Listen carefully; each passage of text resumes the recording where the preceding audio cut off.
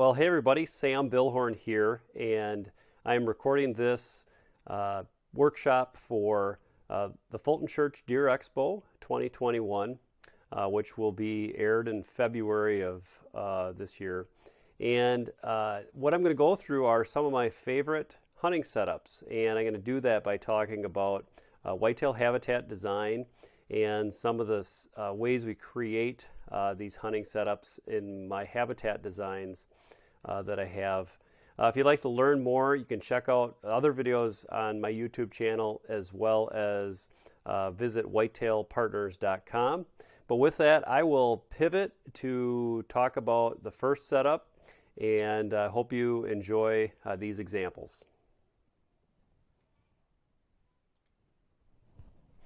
So in this setup, I call this the backyard or the cabin killer. This one is a situation. Sometimes we have hunting cabins that are located in proximity to pinch points, or they create pinch points. And in this case, happen to have a cabin site that is located kind of on a hillside. So the deer activity for travel, we're defining to be kind of either low, and this is a hillside here. You can kind of see the topography, low or high around it. So in this situation, this would be a right outside the cabin, maybe 40 to 50 yards away, utilizing some of that existing human activity to get down and pop up into a tree that would be overlooking a deer movement. And what I have here, this is a defined bedding area, so likely to be doe bedding. Could have some bucks there, but likely to be doe bedding leading into this small kill plot, and then eventually off to larger destination plots on the rest of the farm. But in this situation, we have a water hole and mock scrape, and you'll notice that that's a continuous theme on a lot of these travel corridors in some of the best hunting locations. What that mock scrape does is it creates a community point for does, fawns, and bucks to be stopping, nosing it, or in the case of bucks, raking their antlers and glands on that. And the water hole, similarly, they might take a quick drink, or at least just kind of check out the smells around that area. But what those do is they're going to focus the deer at that point, and so this would kind of have a travel corridor tailing off. And what this is really defined line of travel. So it's going to be we'll cut an opening just like kind of like a walking trail, but felling trees perpendicular to that line of movement, such that if a deer wants to go from here to there, really the only place they're going to go through is that spot, but not falling trees parallel, such that it's like a tight tunnel and confining. And then at that point of kill, getting an opportunity that they might stop for a minute within 25, 30 yards of that stand. This bedding area, not only is it an attraction for bucks to come by and see what does may be in there during the pre-rut and rut, but it's also functioning as a funnel creator, in that this is a tangled up bedding area where trees have been fallen, and because of that, this travel movement, anything coming high along this ridge is going to be funneled to this point. So this is a nice setup. A lot of times it's created by travel that's going to go high or low on a ridge, along a ridge that may be split either by a drainage, or in this case a human area of a hunting cabin. So I'll press pause here and move to the next one. So the next setup I'm going to talk about is hunting on the backside of doe bedding areas.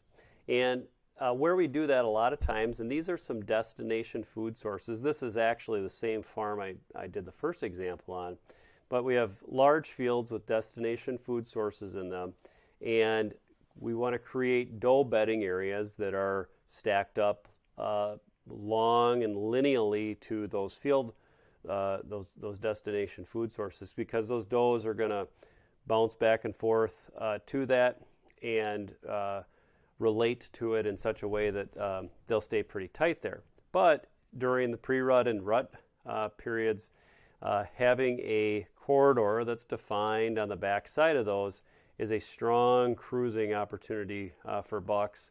And then several stands here, here, and here, depending on the wind and the access point and things like that, having opportunities to come up from this lower valley following these drainages. And these blue lines are drainages, not necessarily are they flowing water, but they're those steep drainage ditches that occur in hill country.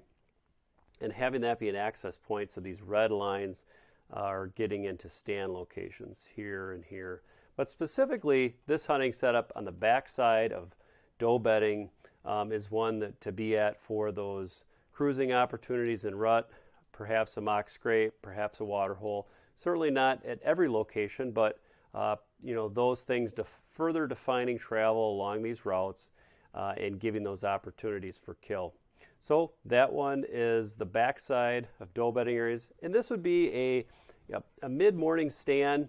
Likely you getting in there before daybreak, being in there, but it's going to take some time for those bucks to come back from the ag fields or food plots or other timbered areas as they are in search for does that are going to be bedded in here in the morning. So likely a morning to midday setup, and that would be another opportunity to catch a buck on his feet. So this next setup I'm going to talk about, and this is my property that I share with a couple of my brothers and our families. And this setup, we have even this plot is really not necessarily a destination, but it is in some ways a destination food plot. This is about 1.25 acres here, maybe 1.5 acres. But what I want to talk about is this little remote spot here. This is about 1/10 of an acre kill plot. And what I like about this setup is this is in an area that's thick and regenerating. This was a little sliver of a cornfield 25 years ago, but it's since been regenerating growth and mixed diversity of timbers and bushes and things like that coming back in. And we carved out this one little opening here. And what this is this is a deer route that's been defined, and we're getting heavy travel through here. But what this little plot does is it provides an opportunity for a kill in there, and that we have a blind located just off of the property line that we're accessing, coming right along the property line into the back of that blind, and being in on this food plot. And we have pictures of bucks there, both morning coming back to bedding, as they had been off in the ag fields likely at night, and also in that last hour of light coming into the end of the day. So really early or late, good opportunity to be here. And a lot of times those bucks are coming from more remote bedding areas, working their way towards these larger food plots or even ag fields that they would be at night. So that is more of a typical remote kill plot, and another one of my go-tos in habitat design. So this one is similar to that last one, and a little bit different setup, and a couple highlights I want to have here. This is also kind of a kill plot, but I would call this a strip plot. It's very narrow. Usually we're doing this in a place that we can further define travel through it, but it's very much a pass-through, and on its way to a much larger, I think this is a 2-ish acre field here, but really mixed scrubby brush type habitat here, and have great access from a field to come. This is more so for an evening hunt. It could be that early morning too, like that kill plot I just showed before. But what I like about this one is really that long lineal movement.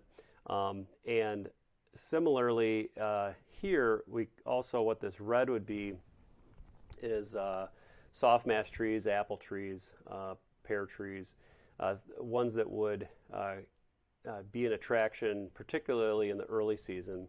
And the other thing that this one shows here too, this tan, is switchgrass planting. So the clearing that would be made here would, really not necessarily be like a full clearing, but just a trail that kind of weaves in, around, and through the existing trees and conifers, conifer trees mainly they're here, I think, and large bushes and things like that. So while it's drawn like 3 straight lines here, it would really kind of snake through here a lot more.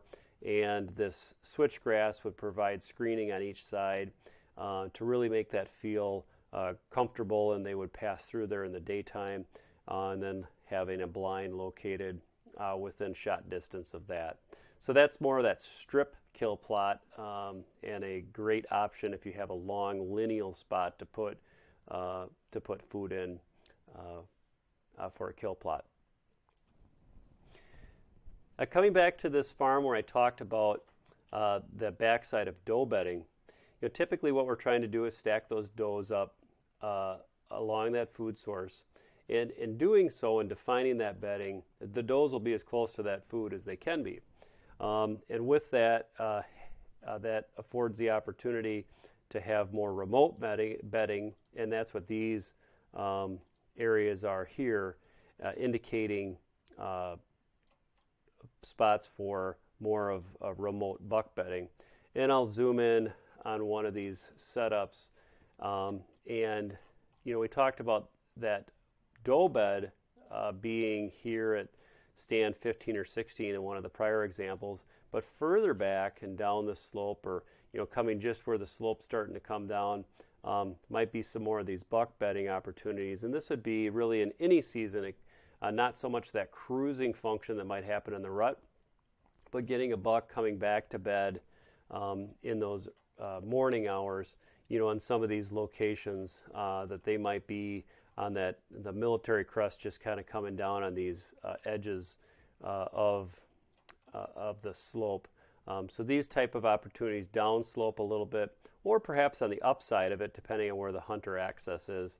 But this stand location 13 is a good example, and having a corridor through here, and some of these more remote bedding areas, kind of a secondary line of travel from where these more core doe bedding areas are. Well, the next setup I have here is 2 of them, above drainage and below drainage. And that's these stand 4 and 5, as is indicated here. And what we have here is in hill country, and I'll kind of pivot around to show the topography here. We have a drainage here, steep drainage, and similarly over on this other side here. And what that does is, that's where the ridge is, the ridge is running this top line here. And this white line, it's just a maintenance road, an access road, so you can ignore that from a hunting perspective. But this, just down the ridge on either side, we have likely traveling routes, and it's evident from the sign there too, very, very strong travel patterns. So we're going to strengthen those again by felling trees or hinge cutting trees perpendicular to that line of travel, and defining this route and defining this route on this side. So depending on the wind, one side or the other, but I'll go through this one first. When we can access either looping around here or even further back on the property line and coming up this drainage, is to come up and set up here. And the reason for this is these drainages in hill country are generally very steep. That's where the terrain is very sharp, and it's been washed out for years and years. And there are few points in which a deer can cross that drainage. And because of that, even in the few that there are, we want to plug those up, drop a tree top there, put some debris there, and really force that opportunity where the traffic is going to go around, and that creates a pinch point up here on the top. So this setup below the drainage, as I put it, would be setting up in a position somewhere in this vicinity to capture movement along this travel route. In this case, we have a mock scrape indicated here. And we set that tree stand up, and I did layout on this farm just recently, but setting that tree or picking that tree in such a way that this travel corridor that will develop here is going to be the only route between the top of the ridge and this drainage. So this is an incredible pinch point. And being below it I like, because when you approach a tree and you climb up it, you really aren't seeing this area you're hunting until you're up in that tree, and it's a little bit more stealth access, and you have better visual blocking behind you because the deer are above you looking down. There's going to be a lot more treetops and other breakup of your figure in your tree stand when you're in a setup like that. Similarly, but in the opposite way, is coming in from above. So this would be above the drainage, and that's what this shows here, is accessing from this top ridge road, getting into a tree, and being above the drainage. So all the same function. You have a drainage that is plugged up in such a way that the only major deer route is going to be around the top of it, accenting that with a water hole and mock scrape further to strengthen this location, and then also felling trees from in this direction. So on this side of the travel pattern to drop trees, and also that's going to be partly necessary for shooting lanes, but dropping trees in a way that when the deer are coming through here, having an opportunity to kill with the mock scrape and water hole. Now usually each of these setups depends on the access. So is the access from below or is the access from above? In this case we have one of each in these two locations. Same principle of hunting. I would have to say this is my preferred if you can have access from below. Again, for the reasons I mentioned, you can tend to stick out a little bit more in a tree in a situation like this one here where you're above the deer. But either way, in hill country, this is probably one of my most favorites because it is one of the natural pinch points that exist in a large timbered area for hunting, especially in bow hunting where you need to have a tighter area to get set up for a kill. All right, continuing on this same farm, I have here what I like to call a bedding area pinch. And what that is as I'll zoom in here, we have a really sharp ridge here, but it's got some really nice flats on top. So these large orange areas are defined bedding, and what those are is the felling of trees, knocking down some big trees first, perhaps hinge cutting some smaller trees after that, and creating a really thick area, opening up the canopy above 50, 75 plus percentage, getting a lot of light in there to keep those hinge cuts alive, as well as promote new growth. So these areas become super thick. And that's in the timber, and these are the large destination food sources out here.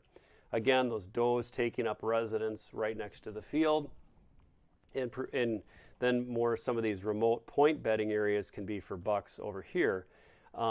But when those bedding areas are made, and I mentioned how to do those, once you have all that stuff down on the ground, you got to go back through and cut trails through that weave and wind, and in a quarter-acre area, you might have several hundred yards of trails through them just to create this labyrinth of a bedding area. But still defining travel around it. So you'll see this yellow path here. That indicates a deer travel corridor, and this one goes down the hill to some other features this way. But over here, the bedding area is not something that's easily gone through. It's more of not a dead end at all, but just the complicated path through it. This yellow path is more of a defined, easy route to go to. And because of that, in keeping that tight around this bedding area, this creates a pinch point in the woods. We have this drop off pretty severe over here on this side, and with hunter access up to this stand number one, and then leading into soft mass and other food sources here, we have water hole mock scrape, and coming out of these defined bedding areas up this corridor, you have a great location with the right wind coming across to be intercepting a buck at these locations. Could be early morning coming back to bedding, but more likely on that evening hunt coming from bedding towards these food sources. All right, so this one's looking at a kind of a unique situation where you might have water on one side, and this is the water entrance exit route that I want to show here.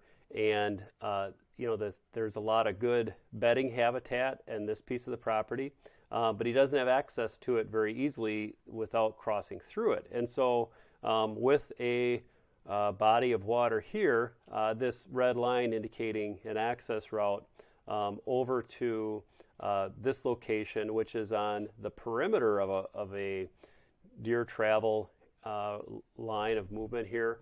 Waterhole mock scrape, again defining that point of kill on some of our best locations. But one of the things to draw out here is we intentionally have these bedding areas a little ways away. We didn't want to put a bedding area right where the stand is. We want to put it a little ways away. So if we're coming in for a sit-in here in this location, we do not want to have that improved bedding. In fact, what this indicates, this white line that I have here, is doing actually some cleanup, some clearing, making it more park-like, getting rid of that lower understory so that it's not of interest for bedding. So taking it to the next step, and what that'll do is allow the hunter to get in here unaware to the deer from the land, thinking they have protection from this route, and getting into your tree stand or blind for that hunt. So a good way to use the water, if you have it, is an access route into a stand, but be careful that you don't disturb a bedding area, and you can do that by clearing it out and improving other spots within a safe distance to keep them unaware that you're there. So at this farm, I want to talk about a success story from this past fall, and 2 opportunities on the same buck, and the hunter was able to get his buck on the second one. But the first one here is at the stand 17, and this is like other ones I've talked about already, but having a deer travel route. But a couple notes I want to bring in here. These gray areas, these are blockades, so just basically really hard plugging up of treetops and debris, such that it's going to pinch deer really tight to that field edge, but still within the timber. And because of the property line, which is really close here, those blockers pushing that movement out, and then him being here in this stand 17 gave that opportunity to be there, in which he was able to have an encounter, but not kill here at this location.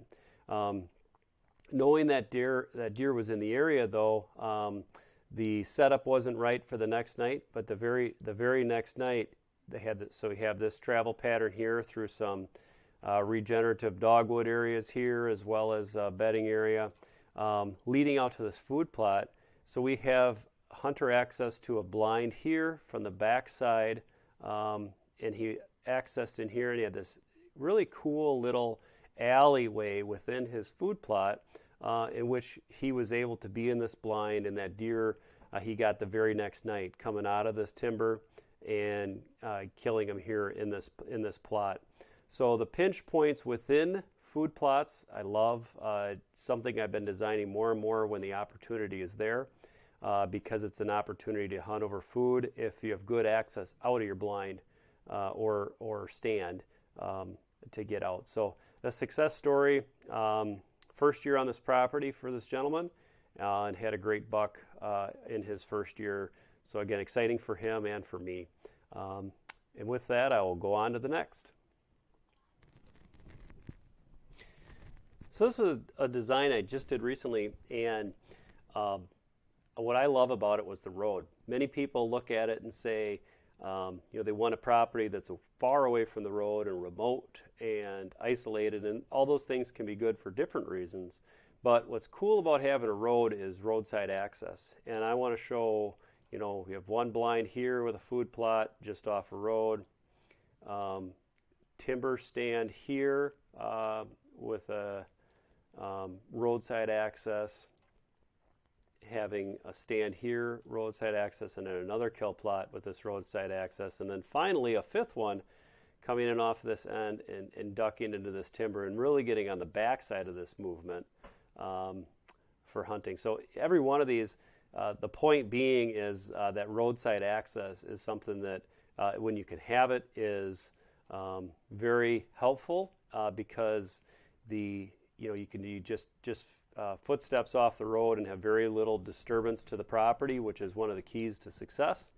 And every one of these, regardless of the setup, and you have different types of setups here for different parts of the season and different hunts, but they're all very good because of that roadside access.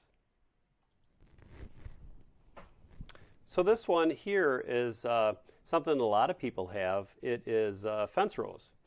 And while the long-term plan here is to develop, and this is all big wide open field, is to develop switchgrass and get hardwoods regenerating and have corridors, and there's another one of those elongated strip plots that I talked about before. But the existing condition is this fence row of trees here, and even with driveways and buildings and everything along the other sides. But what you can do with those fence rows is the trees that you're able to cut on your side anyway, if you don't have both sides, is to fell or hinge cut some of those trees out into the property. And what that can do is make a several yard, maybe 30 yard plus wide area of debris and treetops. And if you hinge cut them, keeping them alive, and then drizzle in some conifers, white spruce or otherwise in there to get, and really what you're making is edge. You're making habitat that deer can travel within, and what was perhaps a very open understory of trees there, and deer may be using it only at night, they're going to use that travel route more and more during the day. You can keep one of the decent trees for a stand tree or have a blind along that edge. But in the interim, while you're trying to develop this open field for your long-term habitat planning, you can have a tree stand or blind along that fence row. Again, not falling all the trees, but some of them just to make that edge, and then cutting a trail that weaves and winds through those trees to get to, to develop that corridor that you want deer to travel on. So this is the final farm I'm going to touch on, and two success stories here that occurred. And one was in early October, and one was actually in gun season, both with a bow. He used his bow on both of them. The first, and this is a really unique property with these peninsulas that are points that come out into the water of these long, low ridges that just carry timber out into this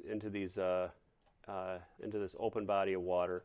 But they work out to be remote bedding with food plots that food sources that we're bringing the deer to, but these long travel lines at some of these points, picking the narrowest points within these peninsulas, are amazing bottlenecks and funnels for us to intercept a deer, which is exactly what happened on this setup. We knew it too, even back at the original walkthrough and the design. This water hole and mock scrape along this travel corridor, again, this blockade here, just felling some trees. We knew deer would prefer this route over this other one. This route here was pretty exposed and didn't have much cover. So being really the only route out of this back bedding area, this stand 9 put this hunter in a position that he was able to kill a buck on an evening hunt as that buck worked out of the cover toward those food plot areas. Again, it's a good distance back from the plots, and a lot of times that's the best place you can be because you're not going to get those mature bucks out to your destination plots before nightfall. So that was the first. The second, and just pivoting over here, was right on a food plot, and the reason that it worked out for him is he has so much cover back in here that these plots are very remote, and he was able to be during gun season had such strong patterns leading into these plots that the deer was willing to come out and be in those plots in the early evening. So with that, he was in one of these blinds and was able to get his arrow into the deer. And really just an exciting story. I'm really happy for this guy. He's got a great farm, great hunter, and a great man. So I'm excited for him and what he has ahead on this farm.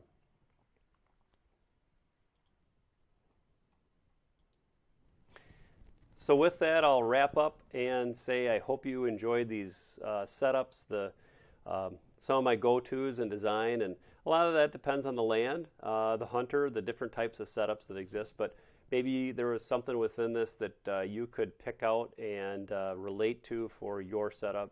But if you would like to talk to me more or have interest in discussing your situation, I'd be happy to help you out. You can find my contact information at whitetailpartners.com, or there's some social media at Whitetail Partners, Facebook, Instagram. And just want to say thanks. I appreciate the opportunity to present on this subject. It's something I love doing and have just a tremendous amount of interest in. And if there's any way I can help you out, reach out to me. I'd love talking to you. So thanks for the opportunity to be here for the Deer Expo and present this video for that. And I hope you guys all have a great day.